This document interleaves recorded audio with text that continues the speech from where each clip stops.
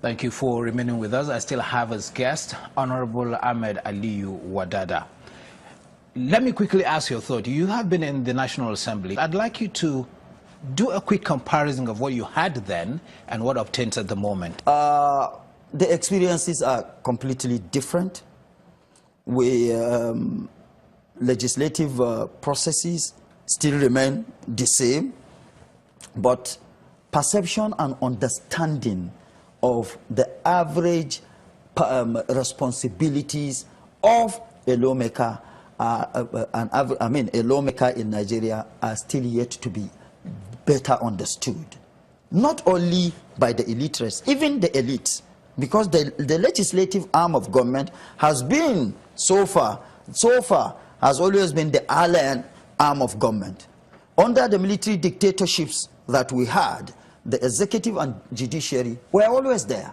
So there is still a extremely low understanding of the legislature as an arm of government. And so long as we, members of the National Assembly, do not deliberately come up with programs or activities that will make an average electorate understand what the legislature is and know exactly what he or she should expect from the legislature, then there will always be one issue or the other. So if I say score, from when you were there and where we are today, have we made any improvements? Yes, but the situation was better before, because even if you flash back to the qualities of debates in the previous National Assembly, it's completely different from what is obtained now,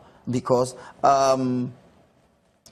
attachment to political parties as platforms, as avenues or vehicles to taking people to the National Assembly is so dogmatic, so endemic in people that they do not really care what this is, or I don't want to sound as if I am saying that those that are in the National Assembly are not fit to be there. But for the seriousness of lawmaking, with due respect, there are members of the National Assembly today that should not have any business being there. But because it is democracy. So even if it's a dog that has the mandate of his people, he or she will be there. We must embark deliberately on efforts, put in efforts to enlighten the electorate, because the average electorate in Nigeria is not privileged to be educated. Let me take you up on a unique aspect of Nigerian politics, the zoning arrangement. It is seen to be some kind of internal arrangement among parties that sought to provide some kind of equity among members. In a recent interview, you kicked against that arrangement vehemently. Yeah.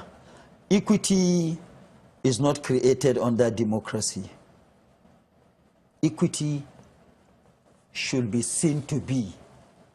When you create it, then it is fake. That means you can destroy it. It is naturally supposed to be. How is it going to be natural under democracy? It is a game of numbers. Democracy is a game of numbers.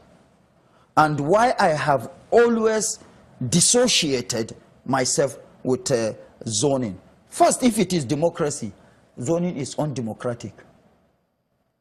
Because you are denying certain section of the society from partaking.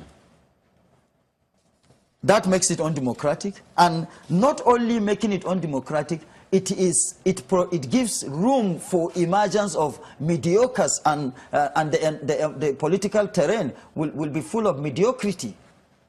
So I forever will not subscribe to zoning. Let's move further. Fingers of who points to leadership in Nigeria for most of the wars that we go through as a nation. And again, that is tied to what some people would call faulty leadership recruitment process. that is not just enough that you show up and you get elected like you have to when you're talking about the National Assembly right now. If this is the situation, what can we do to rectify that? First, I go back to electorate's enlightenment, because they have the powers. It is with them. You don't get to nowhere without being elected. And those that are elect must know the differences between the executive arm of government and the legislature. That is one. Political parties must be taken over and owned by their members. How will they do that? Just like I started earlier, by paying dues. 70 to 80% of funding of political parties should come from party members. That will give them the ownership of their party. Not this one that at state level, political parties wait for government in power to provide funding. At national level, the government in power will provide funding for party at national level, and then the government in power will provide funding for party at local government level. That does not make it healthy for emergence of, because he who pays the piper dictates the tone. Permit me to jump in quickly. What should young people be doing? Because they are clamoring and crying that they have been pushed aside as far as political processes are concerned in Nigeria. What should they be doing? Do they just jump into the arena or follow some sort of grooming process? The young people, there is nothing as grooming as education. The first level of grooming is education.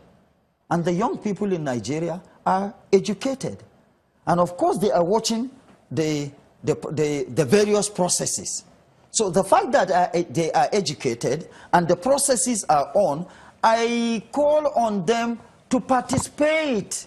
And not only the young people, all of us that are privileged to be educated and enlightened must participate in the politics of our polity. But the participation does not necessarily mean all of us must vie for political offices. But participation means you are part of the game. You will share your own views, opinions, based on your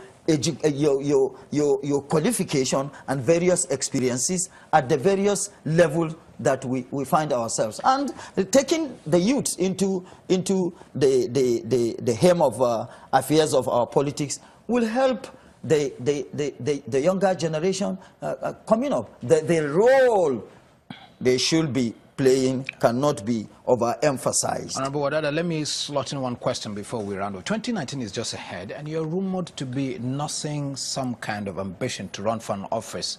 Now, I do know that you've always been passionate about polo, but let me ask this. Running a club, a polo ranch, organizing tournaments that attract high and mighty across the globe, is that some kind of strategy to achieve this ambition? If one sees it as a strategy, it is quite apt, but that is not.